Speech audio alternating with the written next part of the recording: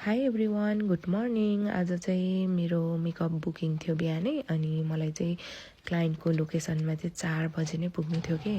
अनि म चाहिँ 3:20मा उठेर 3:30सम्म चाहिँ सबै रेडी गरेर अनि घरबाट चाहिँ निस्किएँ। अनि हेर्नुहोस् न, यो सातो बाटो चोकमा चाहिँ 3 मिनटको ट्राफिक लाइट जाम के। यति बिहानै पनि, अरू बेला दिउँसो त हुन्छ बिहान पनि 3 मिनट क्या। अनि त्यसपछि म चाहिँ गएँ, सरर गइरहेको छु, बाटो पनि एकदमै खुल्ला थियो। त्यही भएर चाँडै नै क्लाइन्टको घर पनि पुगेँ। अनि त्यसपछि मेकअप स्टार्ट गरेँ। मलाई चाहिँ उहाँले 3 दिनको मेकअप बुक गर्नुभएको थियो।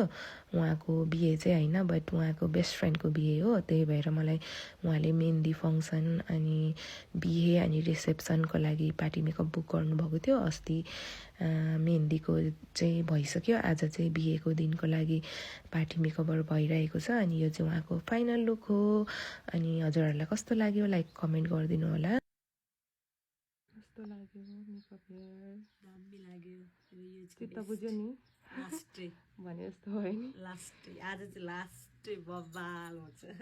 हिजो जिप्सी नपाउला भनेर होइन, हल्का मिसअन्डरस्ट्यान्डिङ भएको थियो। आज चित्त बुझ्यो जे होस्, बब्बाल।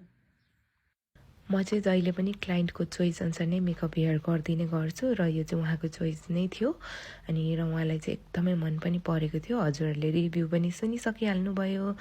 अनि मलाई पनि एकदमै राम्रो लागेको थियो। अनि no edit, no filter, natural क्यामेराबाटै खिचेको हो। अनि जस्तो त्यहाँ लाइटमा जस्तो देखियो त्यस्तो नै मैले खिचेको छु, केही पनि एडिटहरू छैन। अनि यो चाहिँ बाहिरको लाइटमा हो, मलाई बाहिरसम्म छोड्नु निस्किनु भएको थियो, अनि मैले त्यहाँ खिचेको हो कि। अनि म चाहिँ घर पनि 6:30मा चाहिँ आइपुगेँ।